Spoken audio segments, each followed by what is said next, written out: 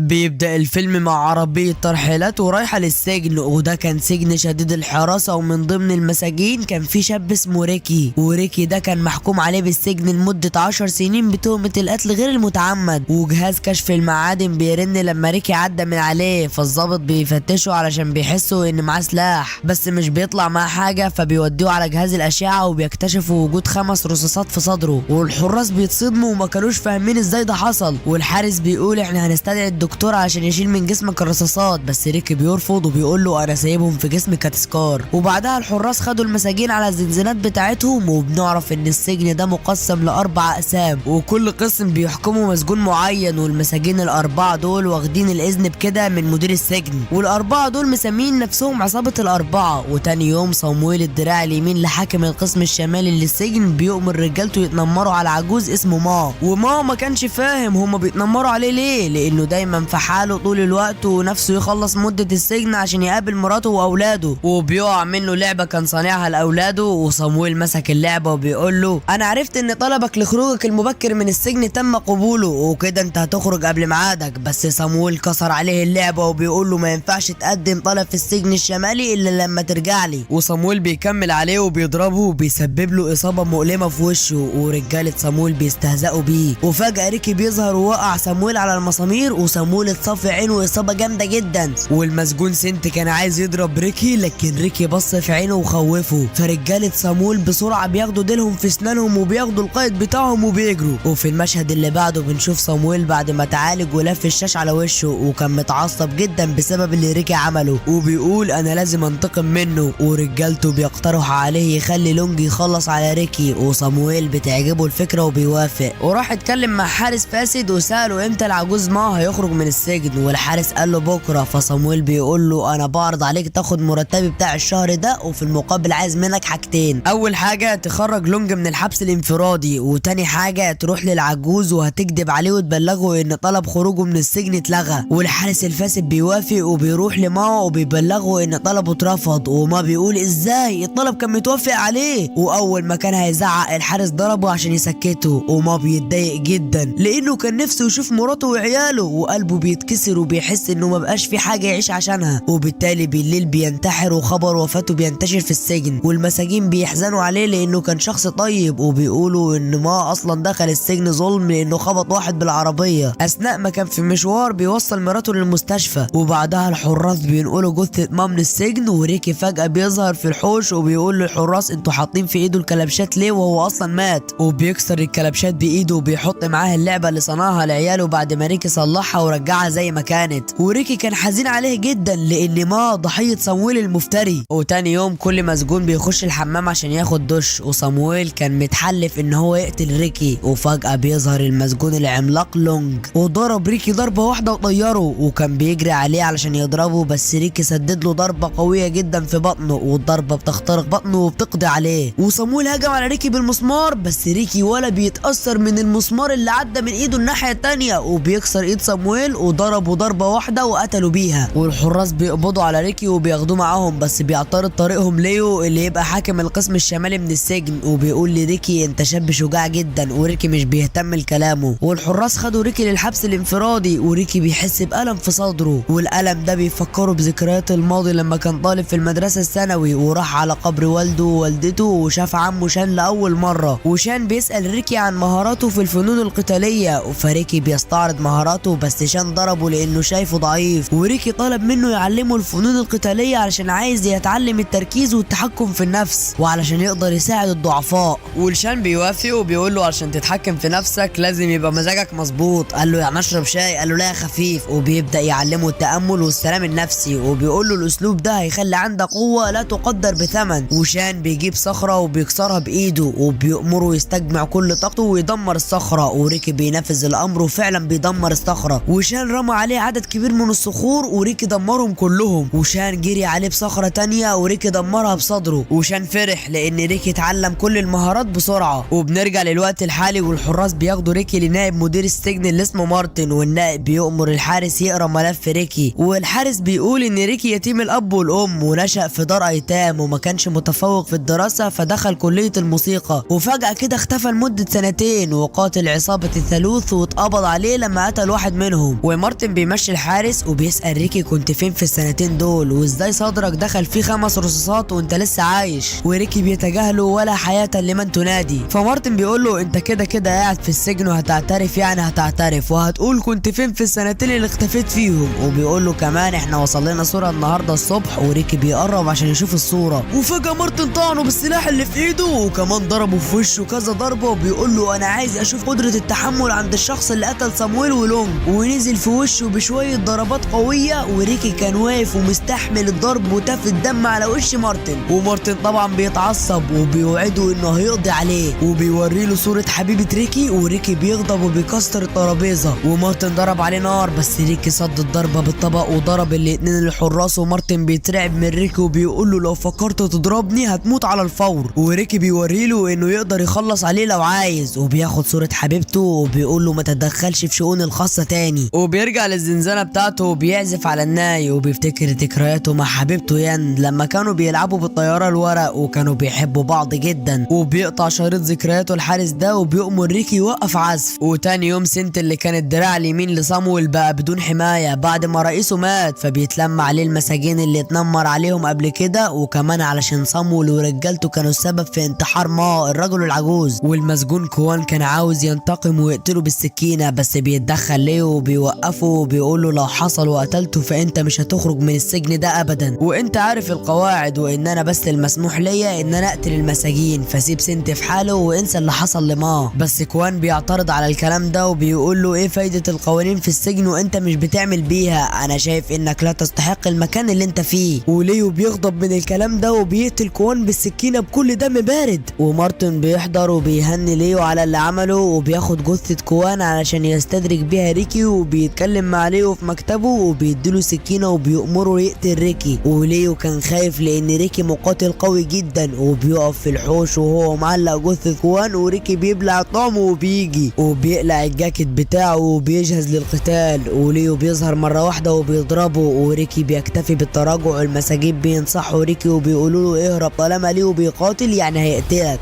بس لو هتقف تقاتل فاحنا معاك. وبيقولوا له ما يخافش من ليو لانه يقدر يقتله. وريكي بيستجمع قوته وبينزل ضرب في ليو بضربات قوية بس ليو رمى عليه مادة بتخلي ريكي مش عارف يشوف ومبقاش بيقاتل وبقى بيضرب في الهوا. وليو استغل الفرصة وطلع السكينة وضربه في وتر ايده. وريكي بيقرب من بلاعة المية وكسرها بكوعه وغسل عينه من المادة ورجع يشوف تاني. والمساجين كانوا بيشجعوا ريكي وريكي قدر يضرب ليو في دماغه وخلع له عينه وبيخيط الوتر المصاب في ايده بنفسه وسط ذهول من مارتن والمساجين. وليو بيدرك ان ريكي هيقتله فبيقرر يقتل نفسه بنفسه لكنه بيطلع مصارينه وحاول يخنق ريكي بيها لكن ريكي بيتخلص منه بسرعة وشاله في الهواء وضربه في الجمجمة ضربة قوية وموته. ايه يا رب العبث ده. وبعدها بينزل جثة كوان من على الخشبة وكان عنده امل ان كوان يبقى لسه عايش لكنه بيطلع ميت. وريكي بيقول ان مارتن السبب في وفاة كوان. والمساجين بيجروا على مارتن علشان يقتلوه وبيقولوا له ريكي بقى معانا واصبحنا مش خايفين من حد. لكن فجأة بيتدخل باقي اعضاء عصابة الاربعة وبيوقفوا المساجين وبيقتلوا 2 منهم بطريقة بشعة. ومارتن بيبدأ يقدمهم لريكي. ده وانج من القسم الغربي وطيان من القسم الشرقي وراجو من القسم الجنوبي. ومارتن بيقول لريكي وريني شجاعتك وانت بتقاتل ال3 العمالقة دول. والمساجين بيقولوا لريكي يلا نتجمع عليهم ونقتلهم لكن ريكي ما كانش عاوز قتالات وخناقات من غير سبب وبيشيل جثة كوان وكان ماشي. ومارتن بيتكلم معاه وبيعرض عليه منصب حاكم القسم الشمالي من السجن بس ريكي بيتجاهله وبيجذب انتباهه مسجون اسمه ألين وده بيكون ابن ليو اللي ريكي خلص عليه وكان حزين على وفاة ابوه. فريكي بيتعاطف معاه ويشوفه بيحاول يعزف على ورقة الشجر. فريكي بيقعد جنبه وبيحاول يعلمه ازاي يعزف على ورقة الشجر بس ألين بيفاجئه وبيوريله ان لسانه مقطوع وعلشان كده مش عارف يعزف واللي قطع لسانه كان مارتن علشان مارتن بيداري سر معين وألين عارفه. وريكي بيتصدم بس بيقرر يساعد ألين وبيديله اغلى حاجة يملكها وهو عصاية الناي بتاعته اللي بيعزف عليها. وألين بيفرح بيها جدا وبيدي لريكي الورقة ده كهدية بس لما ريكي بيشمه بيكتشف ان ده ممنوعات وبيسأله انت جبته منين. وألين بيشاور له على القسم الغربي وريكي بيتصدم انهم بيزرعوا ممنوعات في السجن وبيقرر يوقفهم بأي شكل. وبنكتشف ان هوانج حاكم القسم الغربي كان بيراقبهم وبيتجمع مع زمايله طيان وراجو وبيحكي لهم على اللي شافه وان ألين قال لريكي اننا بنزرع ممنوعات. وهوانج بينادي على ألين وفي البداية بيأمره يقتل ريكي، لكن ألين بيرفض، فهوانج بيعتبره خاين وبيقتله وبيرموا جثته قدام المساجين في الحوش علشان يبقى عبرة للمساجين. وريكي بيشوف جثته وبيمسك عصاية الني وبيكسر الني وبينفجر من الغضب. ومارتن بيتعصب ان ريكي عرف بسر زراعة الممنوعات في السجن، وفي نفس الوقت ده ريكي كان بدأ يولع في مزارع الممنوعات في القسم الغربي. وهوانج بيشوف الكارثة دي وريكي بيقول له انا هقتلك لاجل ألين. وهوانج بيقول له انا مش هسيبك تفلت بعملتك، وبيهجم عليه بكل قوته وبيستخدم اسلوب الكونغ فو الياباني وبيسدد له ضربات وحشية جدا في قلبه بسرعة رهيبة. والمساجين بيستغلوا ان في بوابة اتحرقت وكانوا رايحين يهربوا منها، ومارتن بيتعصب وبيأمر الحارس يتصرف ويمنعهم من الهرب. والمشكلة الاكبر بالنسبة لمارتن ان مدير السجن راجع من اجازته، ومارتن بيتوتر لان السجن في حالة فوضى، وبيأمر باطلاق انذار ساعة الصفر. بينما ريكي كان واقع على الارض وبيتألم، بس بيفتكر تعليم عمه شان وبيستجمع قوته وكان بيستعد علشان يتقاتل مع هوانج. لكن فجأة بيتدخل راجو حاكم القسم الشرقي، وهوانج بيستغل تشتت ريكي وبيهاجمه، وراجو بيهاجم ريكي بالسلاح بتاعه وبيكتفه. وطيان بيظهر وبيمسك ريكي وبيقول له انا مش هسيب ريكي يموت قبل ما اخش معاه في قتال. وساعتها جرس انذار ساعة الصفر بيشتغل وبيتقال في المايك كل المساجين يرجعوا للزنزانة بتاعتهم في خلال دقيقة، والا هيتم اطلاق النار فورا على الكل.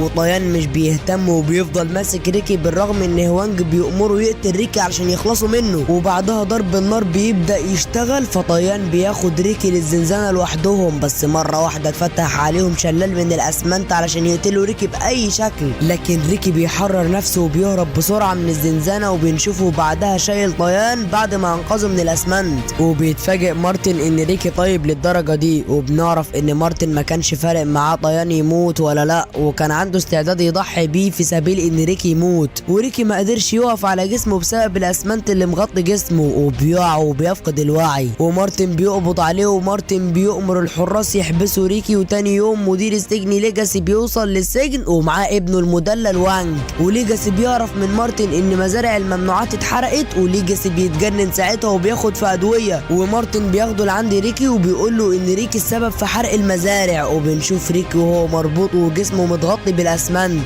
بس بمجرد ما شاف ليجاسي بيكسر الاسمنت والكلبشات وبيمسك ليجاسي من رقبته، لكن فجأة طيان بيكسر الحيطة وبيضرب ريكي وبيربط ايده بقضبان الزنزانة وبينزل فيه ضرب، وريكي مش قادر يتحرر منه. وطيان شغال ضرب فيه وبدون رحمة وبيمسك دماغه علشان يفجرها ويقتله، لكن ريكي بيتحرر منه وبيضربه ضربة واحدة وبيقتله بيها. ومارتن بيتصدم ومش بيقدر يستحمل المنظر، وليجاسي بيقرر يتخلص من ريكي وبينزل عليه كتلة حديدية ضخمة علشان تفرمه. وريكي بيحاول يصمد على قد ما يقدر، بس اللي بيصعب الموضوع اكتر على ريكي ان ليجاسي بيكهرب ريكي، وريكي مش بيقدر يستحمل وبيقع على الارض. لكن بيطلع ان طيان عايش وبيطلب من مارتن المساعدة، بس مارتن بيقول له انت ما بقاش ليك لازمة بعد ما اتهزمت من ريكي. وريكي بيكسر العمدان وبيخرج من الزنزانة وبيحاول يمسك الكتلة الحديدية علشان ينقذ طيان، لكن طيان مش بيقدر يتحرك وبيتفرم من الكتلة الحديدية ومش بيتبقى منه غير صورته مع امه. وريكي بيتعصب على مارتن وليجاسي وبيقول لهم كل مسجون اهله مستنينه يخرج بسلام وانتوا بتقتلوهم زي الحشرات. وليجاسي مش بيهتم لكلامه وبيوقعه في فخ جديد، وبيؤمر مارتن يجمع كل المساجين. وفي المشهد اللي بعده بنشوف ريكي في حفرة مربوط بسلاسل وحواليه كل المساجين. وليجاسي بيقول ريكي لازم يتعاقب على اللي بيعمله، انا بأمر كل المساجين يدفنوا ريكي وهو صاحي. لكن في 2 مساجين بيرفضوا لانهم بيحبوا ريكي، فليجاسي بيؤمر الحراس انهم يضربوا ال2 دول بالنار. فبقية المساجين بيخافوا وبيقرروا يطيعوا اوامر ليجاسي وبيتأسفوا لريكي على اللي هيعملوه. وكل مسجون بيتقدم وبيرمي كومة رمل على ريكي، وليجاسي بيقول ريكي هيتدفن لمدة اسبوع، وهو لو بعد المدة دي طلع عايش فانا هسيبه في حاله. وليجاسي كان بيقول كده لانه واثق ان ريكي مستحيل يعيش، ومش بيسيبوا لريكي غير عصاية هوائية يتنفس منها. والمساجين بالليل كانوا بيتمنوا ان ريكي يقدر يصمد ويعيش، وما كانوش هيسامحوا نفسهم لو حصل له حاجة. وهوانج وراجو بيحطوا في القصبة الهوائية حتة لحمة عشان تتسد وريكي يموت مخنوق، بس ريكي بيقدر يكسر القصبة وبياكل حتة اللحمة نية. وبيفتكر زمان لما حبيبته ين كانت راجعة من المدرسة وهي بتشوف الشباب في الشارع بيتعاطوا ممنوعات، وفجأة بيطلع عليها البلطجي ده وبيخطفها، وكان عاوز يقدمها للزعيم بتاعه اللي اسمه بولي، بس ين قدرت تهرب منهم وطلعت على السطح وفضلت تجري وبالغلط بالغلط وقعت من على السطح وماتت. وريكي عرف باللي حصل لها وبيقرر ينتقم من اللي كان السبب، وبيروح يواجه بالي، وبالي بيضرب عليه 5 رصاصات في صدره، لكن ريكي ولا بيتهز وبينقض عليه وضربه في وشه وقتله وخد بعضه ومشي ولا كأن في حاجه حصلت. وكانت هي دي الجريمه اللي ريكي دخل بسببها سجن. وبنرجع للوقت الحالي، وبعد مرور اسبوع ليجاسي بيخرج ريكي من الحفره وهو كان معتقد انه مات، لكن ريكي بيفاجئ الجميع انه لسه عايش وبيكسر السلاسل الحديديه وبيتحرر. والمساجين كانوا فرحانين بيه، لكن هوانجي بيتدخل وبيضربه، وريكي بيفقد الوعي بسبب قله الاكل والشرب، ولما بيفوق بيلاقي نفسه متحوط بالحديد من كل اتجاه. وليجاسي بيقول له انت اكتر ولد شجاع انا شفته في حياتي، تعال ننسى اللي فات ونكون اصدقاء لاني محتاج واحد زيك يبقى من رجالتي. وريكي قال له مستحيل الذئب والخنزير يكونوا صحاب، انت دمرت ناس كتير بسبب زراعتك للممنوعات وانا مش هسكت على الكلام ده. وراجو بيضربه علشان ما يتكلمش، وليجاسي بيقول لريكي كده احنا هنكون اعداء، وراجو بيفضل يضرب فيه. وليجاسي بيسأله كنت فين في السنتين اللي اختفيت فيهم، فهوانجي بيتدخل وبيقرر يتصرف معاه وبيطلع شفرات حاده وبياكلها لريكي وبيقفل على بقه عشان ما يخرجهمش، وده بيكون من اشد انواع التعذيب. وليجاسي بيقول له انت هتتكلم والا هتموت. ولما شال البلاستر من على بق ريكي تف في وشه الشفرات الحاده، فليجاسي بيؤمر بحبس ريكي دلوقتي. وفي مسجون بيتسحب وبيدي اكل لريكي وبيقول له خليه قوي عشان انت اللي هتخلصنا. وريكي اكل وشكره والمسجون مشي، لكن سنت شافه وبلغ مارتن، ومارتن بيجرجر المسجون على الارض وهو طعنه بطريقه وحشيه. ولما راح على زنزانه ريكي لقاه مش موجود، وده لان ريكي مستخبي في السقف. وبعدها قتل سنت وضرب مارتن ضربه قويه في وشه، وراح بسرعه يطمن على المسجون ولقاه بيموت خلاص. ومارتن بيلاقي كل المساجين متجمعين ومحاوطينه وبيقرروا يقطعوا ايده، والحراس بتتدخل وبتضرب المساجين، وريكي بيدافع عنهم وبيقاتل الحراس، والحراس بيخافوا من ريكي وبيتراجعوا كلهم. وريكي خد مارتن عشان يوصلوا لليجاسي، وليجاسي بيطلع مسدسه عشان يقتل ريكي والمساجين، بس المساجين بيصدوا ضرب النار في جسم مارتن. وفي الوقت ده هوانج ورجالته بيتدخلوا وبتدور معركه ما بينهم وما بين ريكي. وفي البدايه ريكي ما كانش قادر عليهم، خصوصا ان هوانج مهاري جدا في الكونغ فو. وراجو بيحرق ريكي بالميه المغليه، وريكي بيتفادى ضربه هوانج وبيقطع رجله بضربه واحده وبيقتله. وراجو بيحاول يهرب من المعركه، ولكن ليجاسي بيقتله وبيقول له انا مش بحب الجبناء، ومش بيرضى يقتل ريكي بالمسدس لانه فاهم ان ريكي بيقدر يستحمل ضرب النار. وبيطلع ان ليجاسي بطل خارق وبيتحول لوحش غريب وضخم، وبيقول لريكي وريني قوتك.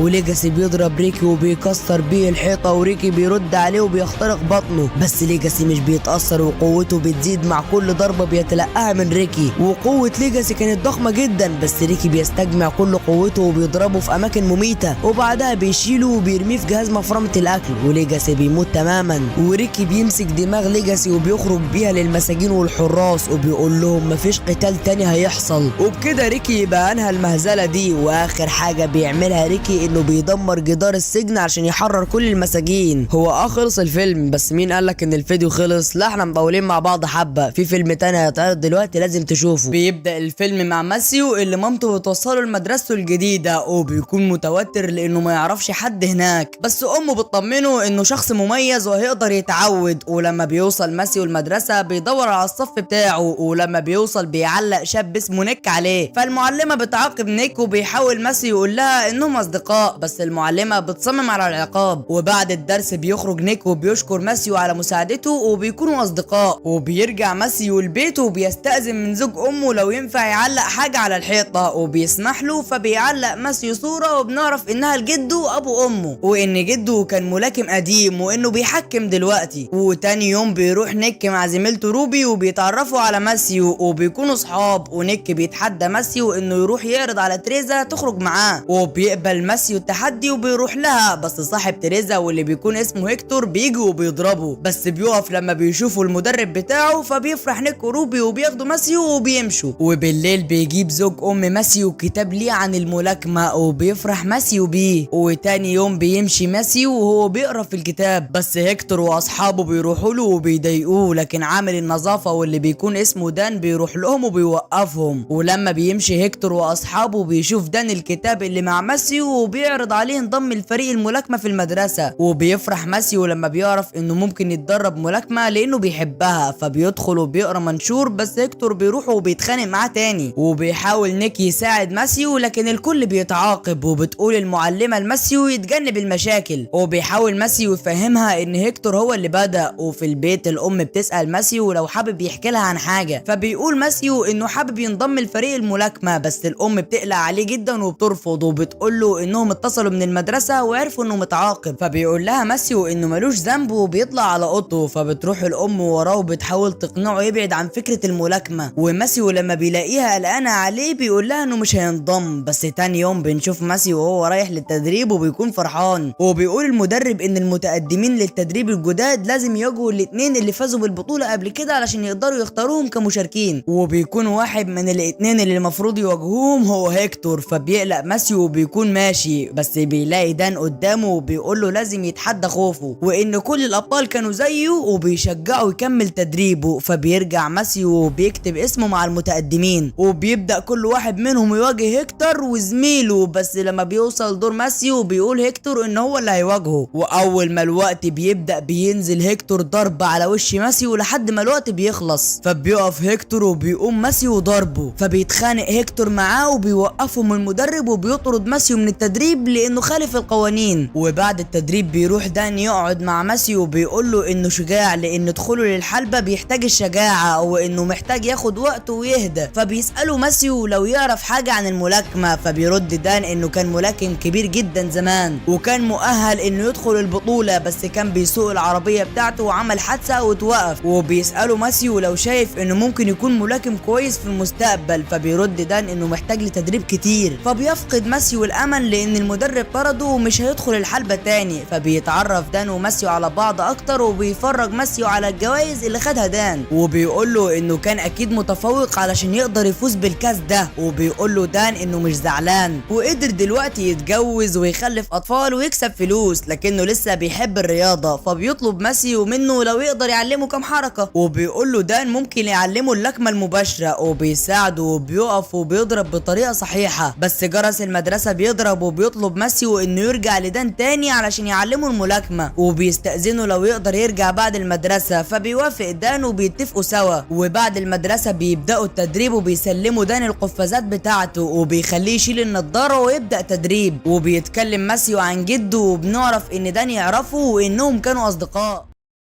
وبعد التدريب خرج دان يجري معاه وبيقول له ماسيو ان امه عايزاه يكون محامي او دكتور وانها بتكره الملاكمه لانها خايفه عليه لانه غير مسؤول وكمان لانه كان مريض بمرض خطير قبل كده وهو صغير، بس هو دلوقتي اتعالج منه وبقى كويس. وبيوافق دان انه يدرب ماسيو لكنه لازم يكون الموضوع سر بينهم. واتفقوا على ايام التدريب والايام التانية هيحتاج ماسيو يجري فيها. فبيفرح ماسيو وبيشكر دان وبيغير ماسيو طريقه لبسه وبيقنع امه توافق على حوار الملاكمه. ولما بيروح المدرسه بيفضل هيكتور يضايقه وبعدين بيروح ماسيو وبيتمشى مع روبي اللي بتساله لو شاف من غير النضاره. فبيقول لها انه بيحتاجها للمسافات البعيده بس لكنه بيشوف كويس. فبتساله روبي لو حابب يروح معاها يشتروا شويه حاجات. فبيقول لها هو موافق بس عنده مشوار تاني ضروري جدا فعلشان كده مش هيقدر يروح معاها. فبتساله لو سر. فبيرد ماسيو انه بيخرج للجري علشان التدريب لانه بدأ في تعلم الملاكمه. وبتشجعه روبي وبيشوف ماسيو الدفتر الخاص بالرسم بتاعها وبيطلب منها يتفرج عليه. ولما بيفتحه بيعجبه رسمها جدا وبيشجعها تكمل. فبتوريه روبي الرسمه اللي رسمتها له وعجبته جدا. بعدها بيخرج ماسيو للجري ولما بيخلص تدريب مع دان بيقول له ان اداؤه بيتحسن بسرعه بالنسبه لشخص اول مره يتدرب ملاكمه، بس بيقول له ان عنده شغل الوقت متاخر بالليل وممكن يكلم له واحد صاحبه عنده صاله العاب ممكن يروح يتدرب فيها. فبيشكره ماسيو وبيطلب منه ياخد القفازات معاه البيت يتدرب بيهم لان جده اللي كان جايبهم له اتقطعوا. فبيوافق دان وبيديهم له، بس المهم محدش يعرف ان دان بيدربه. وفي المدرسه هيكتور بيروح يقول لماسيو ان عجبته الضربه اللي اداها له وانه كلم المدرب عنه علشان يرجعه للفريق تاني لانه مش راضي عن معظم الموجودين وانه لازم يكون موجود بعد المدرسه في مكان التدريب النهارده. فبيصدقوا يا عين الغلبان ماسيو وبيروح لمكان التدريب بعد المدرسه. ولكن طبعا ما بيكونش المدرب موجود ولما بيسأل عنه بيقولوا له وانه امرهم يبداوا تدريب لحد ما يوصل، وبيساعدوه يلبس الجوانتي والخوذه، وبيدخل هيكتور قصاده وبينزل ضرب فيه لحد ما بيوصل دان وبيوقفهم. فبيكلموا هيكتور بطريقه مش كويسه، فبيطلع له دان وبيكتفه، فبيوصل المدرب وبيخرج هيكتور واصدقائه. اما دان بيساعد ماسيو انه يقوم ويقف على رجله، وبيرجع ماسيو لبيته وهو مخبي وشه وبيطلع على اوضته فورا. فبتروح امه وراه، ولما بتشوف الكدمه على وشه بتقلق وبتكون عايزه تتصل بالمدرسه علشان هيكتور يتعاقب، بس ماسيو بيكون رافض وبيقول لها انه هيقدر يتصرف لوحده، وبيطلب منها تسمح له المره دي يتعامل مع الموقف بنفسه. فبيقف زوج امه معاه وبيدعم قراره، فبتوافق الام وبيفرح ماسيو، وبيروح المدرب يتكلم مع دان وبيقول له ان وجود ماسيو في صاله التدريب ما كانش مناسب، وانه اتكلم مع هيكتور وهيعتذر، وكمان حذره انه يتعرض للشاب اللي معاه تاني. فبيقول له دان الشاب اللي انت بتتكلم عليه اسمه ماسيو، وان هيكتور اكتفى بتحذيره رغم انه عارف انه المفروض يتعاقب. فبيقول للمدرب ان هيكتور ملاكم قوي وبيفوز بالبطولات الخاصه بالمدرسه، وان هيكتور عنده الموهبه مش زي ماسيو، علشان كده هيكتور هيكمل ومش هيكون نهايته زي دان. وبيرد دان وبيقول له انه قابل كلامه عنه لانه وقت ما كانوا بيتنافسوا حط غروره قدام حبه للرياضه، لكن ماسيو عنده قلبه، وده اللي مش عندي دان ولا المدرب ولا هيكتور. فبيضحك المدرب لان دان خرج من الرياضه بسبب اصابته، وان المدرب افضل وهو بره الحلبه، انما هيكتور عنده كل المميزات. فبيرد دان ان ماسيو افضل من هيكتور بكتير ويقدر يثبت له كده، وانه هيعمل معاه اتفاق بان ماسيو يدخل الحلبه مع هيكتور في وجود مدرب ويدوله فرصه عادله، وان دان هيدربه بنفسه، ولو ما وافقش هيروح للمديره ويعرفها اللي حصل ويوريها الكدمه اللي في وش ماسيو. وبيقول المدرب ان لو ماسيو دخل الحلبه تاني هيتاذي. فبيرد دان انه مؤمن بيه، فبيوافق المدرب لكن بشرط يجيب توقيع من اهله بالموافقه.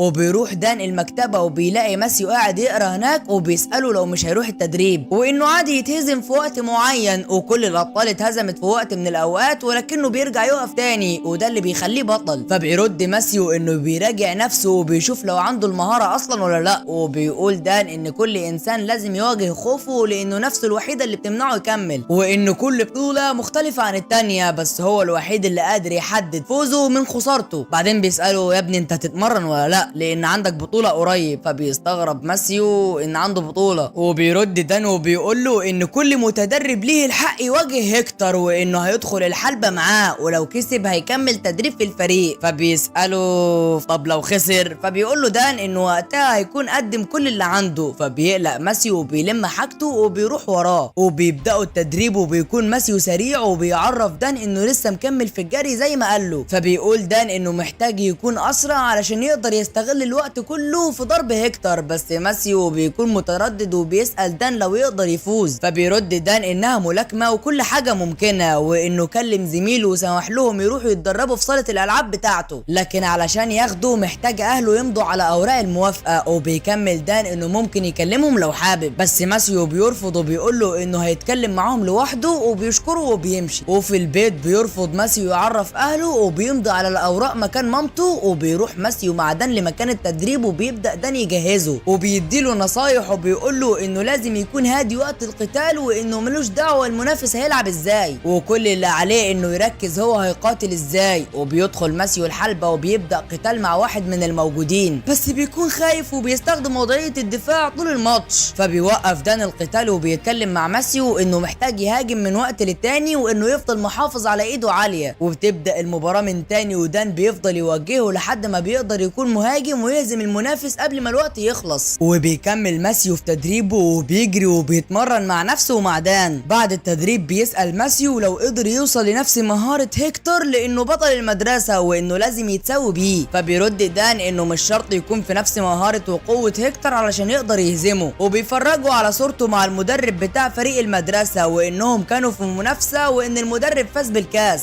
لكن دان بيعتبر نفسه الفايز بالبطولة، وكتير من الناس بتقول ان هو الفايز، لكن الحكام بيكون ليهم رأي تاني. وبنروح لماسيو واهله وهما بيوصلوه لبيت روبي علشان يخرج معاها. وتاني يوم في المدرسة ماسيو بيمشي مع روبي وبيروح لهم هيكتور وبيفضل يضايقهم، فبيحاول ماسيو ياخد روبي ويمشوا، بس هيكتور بيمنعهم وبيقول ان ماسيو مجنون علشان هينافسه، وانه لو فاز هينضم للفريق. وروبي بترد عليه ان ماسيو اكيد هيفوز عليه ويضربه قدام كل الموجودين. ولما بيحاول هيكتور يخوف ماسيو بيتخانق ماسيو معاه، لكن هيكتور الصغير بيضربه. وبيتقابل نيك وماسيو وبيعرف نيك ان ماسيو خرج مع روبي، ولما روبي بتروح لهم وبتعرف ان ماسيو حكى لنيك عن علاقتهم بتزعل وبتمشي. لكن نيك بيوقف ماسيو ومش بيخليه يروح وراها، وفي الدرس بيخلص التلاميذ واجباتهم وبيخرجوا، وبيقول المدرس لماسيو انه فوت دروس كتير وفي وجبات كتير متراكمه عليه، وكمان لازم يسلمهم في اقرب وقت علشان يقدر ياخد الدرجات وينجح. فبيقول ماسيو انه عنده وقت دلوقتي ويقدر يخلص كل المطلوب منه، فبيضحك المدرس وبيسلمه الوجبات، لكن بيستغرب لما بيلاقي ماسيو بيحل بسرعه وبسهوله. بعدين بنشوف ماسيو وهو في الكافيتيريا وبيشوف روبي اللي بتتجاهله وبتمشي، ولما بيروح ماسيو المكان التدريب مش بيلاقي دان موجود، فبيتدرب ومش بيشغل باله. ولما بيرجع البيت بيلاقي المديره هناك، ومامته عرفت انه بيتدرب ملاكمه من غير اذن منها، وكمان اللي بيدربه بيكون عامل النظافه. فبيرد ماسيو ان اسمه دان وكان بيعلمه شويه حركات يعني مش حاجه. فبيقول زوج امه ان امه اتكلمت معاه في الموضوع ده ومشاعرها كانت واضحه، لكن ماسيو بيحرجه وبيقول له انه مش ابوه علشان يتدخل، بس زوج امه بيقول له انه ابوه بدليل اسمه اللي مكتوب على الورق اللي المديره جابته. وبتقول المديره ان المدرب طلب من ماسيو ان اهله يمضوا على الورق، لكن في ولاد كتير في المدرسه ومش متوقع مين فيهم يعمل كده، بس دلوقتي هم هيفصلوا دان من المدرسه. بس ماسيو بيتضايق وبيقولوا له انه ده بسببه، ودان كان بيساعد من غير ما يعرف ان ماسيو زور امضة امه. وبيقول ماسيو انهم بلاش يعاقبوا دان نتيجه غلطه هو لانه كان بيدافع عنه، وبيقول لهم انه لو ما رجعوش دان فهيسيب المدرسه ومش هيروح تاني. فبتتضايق الام وبتتخانق مع ماسيو اللي بيكون مصمم على قراره وانه مؤمن بنفسه، وكمان دان الوحيد اللي شجعه ووقف معاه، وانه صديقه الوحيد اللي امن بقدراته. فبيرد زوج امه ان هو وامه كمان مؤمنين بمهاراته، بس ماسيو بيقول له ان امه دايما خايفه عليه يتصاب ومش مؤمنه بيه. وبيقول زوج ام ماسيو انه اتكلم مع امه واتفقوا انهم يسيبوه يلعب التصفيات ودان يكون المسؤول عن تدريبه، بس المديره بترفض لانه مش شغله وانها طردت دان بالفعل. فبيتضايق ماسيو وبيقول انه المدرب افضل من المدرب بتاع المدرسه، وانه ما عملش اي حاجه غلط ولا حرام بعيد عن شغله. وبيسيبهم وبيمشي وبيروح ياخد عنوان دان وبيروح له وبيعتذر له انه انطرد بسببه وانه زور توقيع اهله، وبيقول له انه مش هيقدر يرجع للمدرسه لو ما كانش هناك. فبيقول دان ان الحياه مش واقفه عليه وهتمشي من غيره، وبيعتذر ماسيو تاني لانه خسر وظيفته بسببه. فبيرد دان انه وافق على تدريبه مقابل انه يعرف اهله، وده كان اتفاقهم. فبيعتذر ماسيو تاني، ولما بيساله دان جهزت نفسك للبطوله ولا لا، بيرد عليه ماسيو انه مش هيكون جاهز من غيره وانه كمان مش هيكون معاه. وبيقول له دان انه مش هيكون معاه في الحلبة وهيكون لوحده ولازم يعتمد على نفسه، وانه كان دوره توجيهه بس، لكن اللي هيلعب في المباراة هو لوحده. وبيقول ماسيو انه خايف، فبيرد دان انه هيكتور عايزه يكون خايف، لكن هو هيدخل الحلبة وهيواجهه اما يكسب او يخسر، وانه بمجرد دخوله للحلبة فهو فايز لانه بيواجه خوفه. فبيسأله ماسيو لو يفتكر انه هيفوزها على هيكتور، وبيقول له دان انه مش مشكلة تفوز ولا معجزة، المهم ان انت يا ماسيو تكون واثق في نفسك، انت هتفوز ولا لا.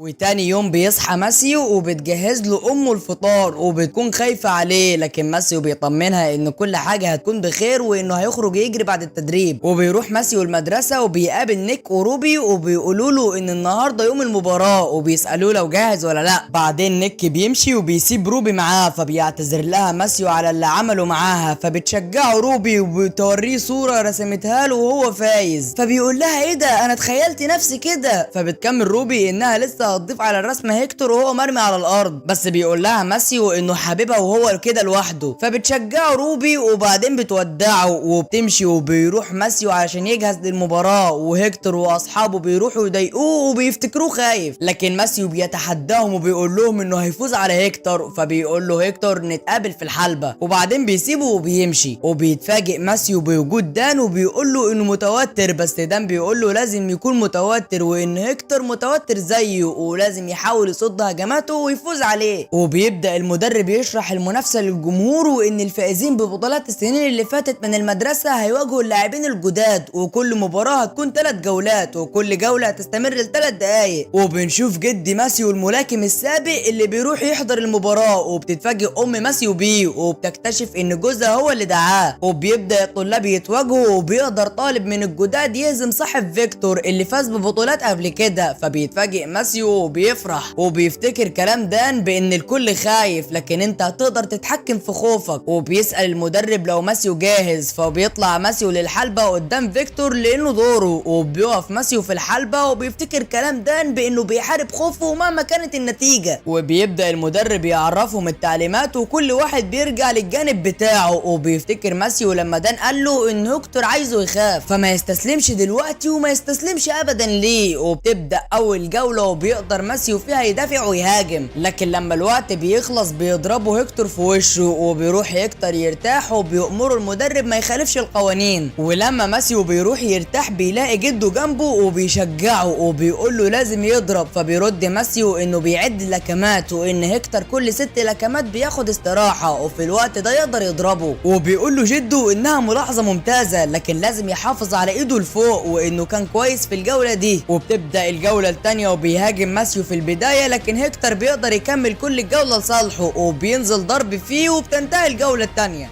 وبيقلق دان على ماسيو وبيروح له وبيقول له يوجه ضرباته على ضلوع هيكتور وانه بقى مرهق ولازم تستغل كل قوتك عليه دلوقتي. وبتبدا الجوله الثالثه وبيكون هيكتور بيهاجم بس بيبدا ماسيو يركز ومن هجمه واحده بيقدر يوقع هيكتور، بعدها بيقوم هيكتور وبيبدا ماسيو في وضعيه الهجوم وبيفتكر كلام دان بان دي فرصته علشان يبين للكل قوته، وبينزل هتك يا دعك في ضلوع هيكتور وضربه يمين وضربه شمال وبينهيها بلكمه قويه في وشه وبيقدر يوقعه قبل ما الوقت يخلص. وبتخلص المباراة والكل بيفرح وبيشجع ماسيو وبيطلع دان وبيرفعه وهو فرحان بيه، والمدرب بيأمر هيكتور انه يروح لماسيو ويتعامل بطريقة صحيحة، فبيروح هيكتور وبيقول لماسيو انها كانت مباراة كويسة وضربته كانت قوية، وبيجمع الحكام النتيجة وبيكون الفائز اكيد كلكم عرفتوه، ايوه يا عزيزي هو فيكتور لانه فاز بجولتين. فبيزعل ماسيو انه خسر بس دان بيقول له يكفي انه فاز بالجولة الأخيرة، وجده بيقول له إنه الفائز بالنسبة له، وبيقول المدرب للجمهور إنه هيضم ماسيو للفريق الاحتياطي بتاع المدرسة لأن هيكتور هيتخرج من المدرسة ومحتاجين شخص بعده يفوز ببطولات للمدرسة. وبيشكر ماسيو المدرب وأهله وأصدقائه وجده والأسطورة دان. بعدين بيروح يودع دان علشان هيمشي وبيتجمع ماسيو مع أهله علشان ياخدوا صورة جماعية وهو فرحان، وأنا شايفك يا عزيزي وأنت بتضحك ولسه ما حطيتش لايك واشتراك. وبيبدأ الفيلم في لندن مع كوان أب لابنة وحيدة اسمها فان، وبيكون مستنيها قدام مدرستها علشان يروحوا سوا يشتروا فستان الحفلة بتاعة التخرج بتاعتها، وبتبقى بنته مستعجلة جدا انها تروح على المحل علشان تلحق المقاس بتاعها، وبيتحرك كوان بسرعة على المحل وبيبقى مبسوط جدا ان بنته بتشتري فستان التخرج، وبيوصلوا مكان المحل اللي بيكون جنبه بنك، وبتنزل فان بسرعة من العربية علشان تلحق تحجز الفستان، وبيروح والدها يركن العربية وبتعدي جنب واحد راكن الموتوسيكل بتاعه قدام محل الفساتين وبتقع منه مفاتيحه فبيوطي ياخدها، وفي لحظة بيختفي من المكان. وقبل ما يركن كوان العربية بتاعته بيلاقي ان في واحد هيركن بداله وبيخبطوا في بعض، وبينزل عشان يتخانق معاه، وفجأة بتنفجر قنبلة بتكون موجودة في الموتوسيكل المركون قدام المحل وبيدمر البنك ومحل الفساتين اللي فيه فان، وبيكون الضحايا كتير جدا وبيتصاب كوان بسبب قوة الانفجار، وبيقوم وهو مش داري باللي حواليه وبيجري على المحل عشان يلحق بنته. وفي نفس الوقت بيجي تليفون لإيان صحفي بسيط في جريدة يومية، وبيتبلغ في التليفون ان الاتحاد الديمقراطي المستقل هو المسؤول عن التفجير اللي لسه حاصل حالا، والاستهداف ده بيكون مستهدف البنك البريطاني اللي كان جنب محل الملابس، وان الاتحاد هيكمل تفجيراته طالما المؤسسات البريطانية بتدعم السيطرة الغير قانونية على شمال ايرلندا. وبيبلغ الراجل ايان بكلمة سر معينة هتبقى الكلمة الخاصة بيهم، كل ما يحصل تفجير هيتصلوا بيهم ويقولوا لهم، وبيجري ايان على مكان التفجير علشان يصور ويوثق الحادثة، وبيشوف قدامه كوان وهو قاعد في وسط الحطام وحاضن بنته الوحيدة وهي ميتة، وبيكون رافض انه يسيبها ولا يصدق انها ماتت فعلا. وبينتشر اللي حصل في كل الاخبار، وبيكون الارهابيين بيتفرجوا على الاخبار وهم مبسوطين ان الموضوع انتشر بالسرعة دي وان الضحايا والمصابين بقوا كتير جدا. وبيوصل الموضوع لليام نائب وزير ايرلندا، وبيكون هو المسؤول عن القضية بنفسه لتقليل نسبة حدوث انفجار تاني في لندن او في امريكا. وبتيجي الشرطة لبيت كوان اللي بيكون واقف في اوضة بنته ومش مصدق اللي حصل، وبيفضل وبيفضل يبص لصورها ويلمس حاجاتها على امل انها ترجع له تاني باي شكل. وبيدخل عليه محققين شرطة علشان يسلموا اخر حاجة خاصة ببنته، وبيقول لهم ان فان كانت عيلته الوحيدة ومن بعدها ما بقاش ليه حد في الدنيا، وبيسألهم لو يقدروا يقبضوا على الارهابيين دول وبيعاقبوهم. فبتأكد المحققة عليه ان اكيد هياخدوا جزائهم. وبيكون ليام بيحاول انه يعرف الجماعة الارهابية دي بتنتمي لانهي حزب، فبيطلب الاجتماع بكل الاحزاب اللي يعرفها وبيسألهم لو في اي حد ليه علاقة بالتفجير اللي حصل. وطبعا الكل بينكر، فبيأمرهم بجرد كل مخزون الاسلحة والقنابل اللي عندهم، لانهم اكيد هيلاقوا القنابل اللي تم استخدامها في التفجير ناقصة من مخزن حد فيهم. وبنروح لهيئة مكافحة الارهاب في لندن وهم بيحاولوا يوصلوا لهوية المفجر، لكنه بيكون سارق الموتوسيكل اللي راكبه ومفيش حاجة بتدل على شكله. وبيكون القائد بورمالي هو المسؤول عن التحقيق، وبيجيله تليفون ان السيد كوان طلب يشوفه لليوم الخامس على التوالي. وبيسألوا كوان ان كان التحقيق وصلهم لاي حاجة عن المفجر او الجماعة اللي فجرته، فبيشرح له بورمالي انهم شغالين طول اليوم وبيحاولوا يوصلوا للي قتل بنته. فبيطلع كوان فلوس من معاه وبيقول له ان دول كل اللي بيملكوا هيدهم له مقابل انه يعرف اسم اي حد فيهم بس. وبيقول له كمان انه ما كانش ليه غير فان في الدنيا، لان بناته الاتنين ماتوا اثناء هجرته من بلده لبريطانيا، ومراته توفت وهي بتولد فان، وهو اللي رباها وبقى مسؤول عنها لحد ما اتاخدت منه واتقتلت. وبيطلب منه بورمالي انه يبطل يجي هنا كل يوم، وانه لما يوصل لمعلومة هيبلغه بيها. وبعد مرور 3 اسابيع على الحادثة مفيش اي اخبار عن المفجر ولا جماعته. وبيشوف كوان لقاء تلفزيوني مع إليام وهو بيدافع عن جماعة الاتحاد المستقل، لانها كانت جماعته السابقة لحد ما انفصل عنها، وبيقول ان مش هم اللي عملوا التفجيرات دي. وبيكون كوان سامعه وبيقرر انه يتصل بالمكتب بتاعه علشان يتواصل معاه، وبيفضل نص ساعة كاملة مستنيه لحد ما بيفضى وبيكلمه وبيسأله عن اللي قتل بنته او اي اسم من جماعة الاتحاد. فبيقول له إليام انه انفصل تماما عن الجماعة دي وما بقاش في تواصل بينهم، ويستحسن ما يتدخلش في شغلهم لانهم جماعة خطيرة. وبيقفل معاه المكالمة. فساعتها بيقرر كوان انه يتصرف ويجيب حق بنته بنفسه، وبيتحرك بالعربية بتاعته على محل معدات وبيشتري معدات كتير خاصة بيه، وبيكسر خط التليفون بتاعه وبيشتري واحد جديد. وبعدها بيتحرك على ايرلندا بالعربية بتاعته علشان يقابل إليام شخصيا، لانه واثق انه يعرف حد من المفجرين. وبيأجر شقة بسيطة علشان يعيش فيها وبياخد معاه حاجات. وبيطلع على إليام وبيطلب من سكرتيرته انه يقابله ضروري، لكنها بترفض انها تدخله وبتطلب منه يمشي من المبنى. وبعد ما بيرفض بيجي الامن علشان يطردوه بره، وبيلاقوا انه معاه حاجات شاريها لبيته. لكن إليام بيسمع صوت دوشة وبيعرف ان كوان والد ضحية من ضحايا التفجير وانه عايز يقابله. فبيدخله مكتبه وبيسأله عن سبب زيارته، فبيقول له كوان انه محتاج يعرف اي اسم من اللي كانوا سبب في موت بنته. لكن إليام بينكر انه يعرف اي حد في الجماعة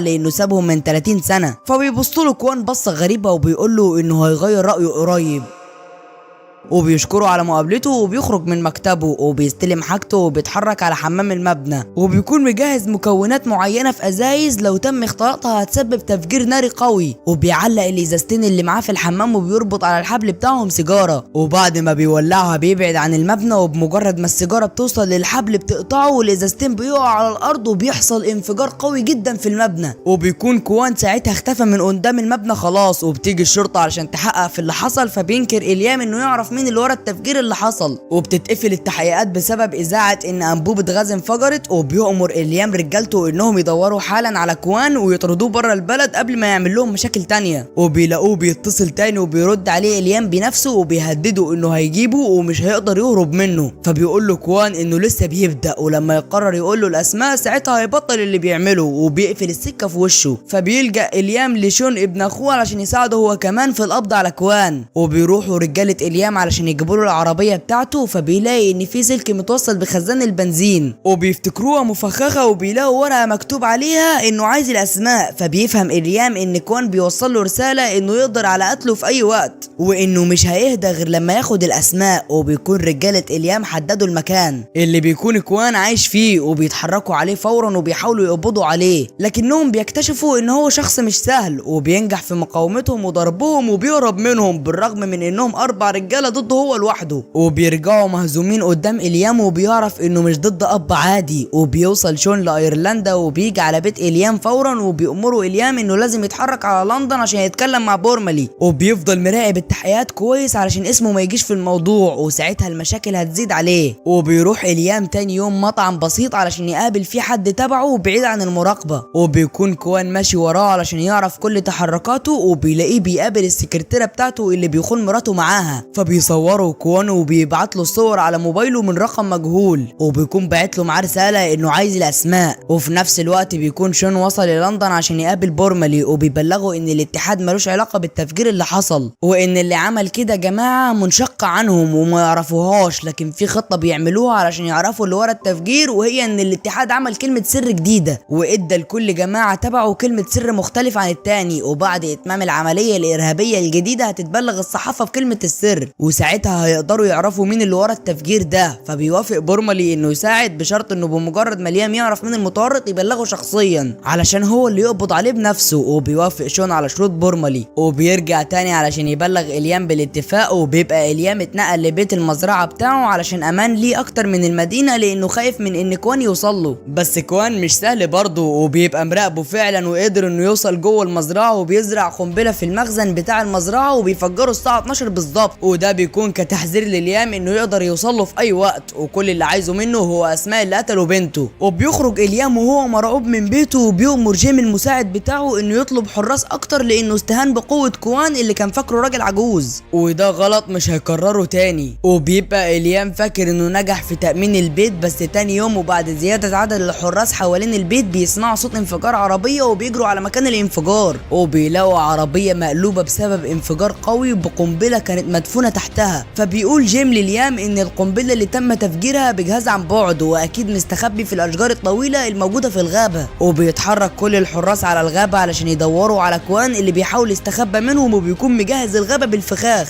وبيقدر من خلال الفخاخ دي انه يهزم رجالة اليام لحد ما جيم بيقدر انه يضرب فيه رصاصة في كتفه، فبيكمل هروب منه وبيختفي من قدامه تماما. وبيرجع جيم علشان يبلغ اليام ان كوان كسبهم لتاني مرة، فبيقول له انه هيجيب شون ابن اخوه علشان يساعده في مطاردة كوان. واللي ما يعرفوش اليام ان شون بيكون مع مراته واللي بتخونه مع شون نفسه وبيلعبوا عريس وعروسه، وبيتصل اليام بيه وبيبلغه انه عايز مساعدته حالا في القبض على كوان. وبيكون كوان في الغابه وبيحاول انه يعالج نفسه من اثر ضرب النار اللي كانت هتخترق كتفه، وبيتعذب وهو بيعالج جرحه، وبيفتكر اهله وبنته فان اللي ماتت لدرجه انه بيغمى عليه من كتر الالم. وبيحاول اليام انه يعرف اي معلومه عن كوان، وبيجيله ملف عسكري سري جدا وبيعرف منه ان كوان ضمن الملفات العسكرية الغير مصرح إلا العدد قليل جدا يطلع عليها، وإنه كان من أخطر الجنود في الجيش. وبيلاقي اليام إن صديقه هيو جاله يزوره وبعد ما عرف اللي حصل له، وبيبلغه اليام إنه عارف سبب زيارته الحقيقية، وإن الجرد اللي حصل في مخازن الأسلحة كانت نتيجته متفجرات ناقصة من مخزن هيو نفسه، وإنه بيكون ورا اللي بيحصل ده. فبيقول له هيو إنه يقدر يداري على الموضوع علشان يساند القضية الأكبر، وكمان يشجع الاتحاد على اللي بيعمله. لكن اليام بيتعصب عليه وبيقول له إن اتفاقهم هو رعب المواطنين مش قتلهم، والموضوع كبر زيادة عن اللزوم وممكن يبقى أكبر منهم، وممكن يوصل له هو شخصيا ويضره لو اتعرف إنه مشارك في اللي حصل. فبيقول له هيو إن رؤسائهم هم المتحكمين فيهم وفي تنفيذ كل الخطط بتاعتهم، ويستحسن إنه يقضي على الصيني كوان اللي بيطارده، وإلا ممكن يفضحه ويفضحهم معاه وبيسيبه وبيمشي. وبيرجع اليام تاني للمكتب بتاعه، فبيلاقي إن كوان طالع من وراه وبيطلب منه الأسماء، وبيلاقيه رابط على وسطه قنبلة. فبيعترف له اليام إن في خطة هم عاملينها وكل جماعة ليها كلمة سر مختلفة ضمن الاتحاد المستقل، وبعد التفجير الجديد هيعرف مين المسؤول عن التفجيرات اللي بتحصل. فبيقول له كوان انه قدامه يوم واحد بس وهيرجع له تاني. وبيجي تاني يوم وبيحصل انفجار في اتوبيس مدني في وسط شوارع لندن، وبيجي تليفون من المفجر بعد التفجير وبيقول فيه ان المرة دي مش هيبقى فيه كلمة سر تتقال، وبتبوظ خطة ليام وبيتعصب. وبيكون شون وصل له علشان يقضي على كوان اللي قاعد في الغابة، وبيبدأ هو ورجالته المطاردة، وبيجي مساعد اليام يبلغه ان كان مراقب مراته علشان يطمن عليها، لحد ما لقى شون ظهر وقضى ساعتين في اوضه الفندق بتاعتها. واليام قال له كان بيعمل ايه؟ راح قال له معرفش يا فندم، يمكن بيحط لايك واشتراك. قال له ساعتين كاملين عشان يحط لايك واشتراك؟ راح قال له عادي يا فندم، ساعتين ايه اللي انت بتتكلم عليهم؟ ما في بني ادم بيتفرج علينا بقاله 6 شهور ومش راضي يحط لايك واشتراك. ايوه هو اللي بيضحك دلوقتي. وبعدها بينزل من عندها وهي كمان نزلت بعده بس بفترة واتكلمت مع صديقه هيو في التليفون. فبيفهم اليام ان مراته بتخونه مع ابن اخوه، وقبل ما بيتصرف بيتصل بورمالي بيه وبيقول له انهم عرفوا مين اللي ورا العمليات الارهابية دي، وهو هيو علشان كان قاعد مع سواق الموتوسيكل اللي انفجر قدام محل الفساتين، وانهم اتعرفوا على المفجر ده بسبب علامة مميزة في ايده ظهرت في الكاميرا لما مفاتيحه وقعت ووطى يجيبها من على الارض. وبيقول له بورمالي انه متراقب حاليا وفي طياره عسكريه هتكون في مزرعته بعد 30 دقيقه علشان تقبض على هيو، وان هو دلوقتي قدامه خيارتين، الخياره الاولى انه يتقبض عليه هو كمان بسبب مشاركته مع هيو، والخياره الثانيه ان هو يخلي هيو يعترف بكل حاجه زي اسماء واماكن المفجرين، وساعتها هيعتبروه عيل صغير مساعد ليهم. وبيقفل بورمالي معاه وبيتحرك ليام على هيو اللي لسه جايله وبيهدده بالقتل وبيجبره ان هو يكتب كل اسماء واماكن الارهابيين، وبنلاقي ان السكرتيرة بتاعته من ضمن الارهابيين واللي كانت مزروعة جنبه علشان تراقب كل تحركاته. فبيقتل هيو علشان ما يعترفش عليه وبيبلغ بورمالي بكل اسماء واماكنهم، وبيتصل بشون كمان وبيبلغه باسم اللي قتل فان بنت كوان علشان لو كوان هزمه وهو كمان يقدر يفلت منه. وبيكمل شون مطاردته لكوان لحد ما بيقدر انه يوصل له وبيحاول انه يقتله، بس على مين؟ كوان بيهزمه وبيكون قادر انه يقتله بس ما بيرضاش وبيكتفه قدامه. فبيقول له شون ان الاسماء الموجوده على موبايله ومواقعهم كمان، وساعتها بيفكه وبيسمح له ان هو يرجع تاني لليام. واول ما بيرجع شون لليام بيطلب منه ان هو يقعد قدامه، وبيقول له اليام ان مفيش حد عارف موضوع كلمه السر اللي هما الاتنين، وغير ان هو كان مراقب مراته وعارف كل اللي حصل. وبيسأله لو كانت مراته عرفت موضوع كلمة السر، فبيأكد له شون انه اتكلم قدامها على الخطة كلها. فبيقول له انها كانت بتستغله لحساب هيو مش اكتر، واللي مطلوب منه مهمة واحدة اخيرة وبعدها ما يشوفش وشه تاني، وهنعرف المهمة دي قدام. وبيجي تاني يوم وبتكون الشرطة محاصرة مكان الارهابيين بقيادة بورمالي ومستني الامر بالهجوم عليهم، وبيقدر ساعتها كوان يدخل المبنى من غير ما يلفت الانظار كعامل غاز، وبيخلي صاحبة المبنى تطلعه الشقة اللي هو عارف ان الارهابيين فيها على اساس انه هيتاكد من عدم وجود تزريب غاز. وبيدخل الشقه لوحده فبيطلبوا منه انهم يفتشوا شنطته الاول، واول ما بيلاقوا فيها سلاح بيحاولوا انه يضربهم وبيقدر انه يقتلهم كلهم، وبيصيب سكرتيرة اليام في كتفها. وفي لحظه هجوم القوات على الشقه بيختفي كوان من المكان فورا بعد ما بيكون اخد اخيرا بطار بنته بنفسه. وبتكون القوات عندها علم ان في قنبله ثالثه هتنفجر، وبيعرفوا من السكرتيره انها مزروعه في الجهاز بتاع اليام الصحفي واللي بيكون في الوقت ده مسافر لروما، وبينجحوا انهم يوصلوا له قبل ما يركب الطياره، وبياخدوا الجهاز منه وبينفجر في ممر الركاب بعد ما بيفضوه من المسافرين، وبتنفجر القنبله الثالثه بدون اي ضحايا او مصابين. وبيكون اليام فاكر انه فلت باللي عمله، بس السكرتيره بتاعته قبل ما بيتم تصفيتها بتكون اعترفت على اليام بكل اللي عمله مع هيو، وانه كان على درايه كامله بكل التفجير اللي حصل وانه شريك في التفجيرات. وبيبان ان المهمه الاخيره اللي اليام طلبها من شون هي قتل مرات اليام نفسها علشان ما تعترفش عليه اكتر، وكمان هي علشان خانته. وبينجح في تنفيذ مهمته الاخيره، وبيظهر كوان في شقه اليام لاخر مره، وبيقول له ان الست اللي كانت معاه في الكافيه من المفجرين اللي هو شافهم في الشقه بتاعه الارهابيين، وانه عرف بان اليام كان ورا اللي حصل وبيخليه ينشر صورته على الانترنت بنفسه. وبيقول له مبروك عليك، بعد ما عملت لايك واشتراك في القناه العالم كله عرف انك ارهابي. وبيسيبه كوان وبيرجع من تاني لبيته ومحله بعد ما بيكون قدر انه يرجع حق بنته وبينتقم من اللي اخدها منه. بس اوعى تنسى كلمه سر الحلقه دي واللي هي ايموجي النينجا.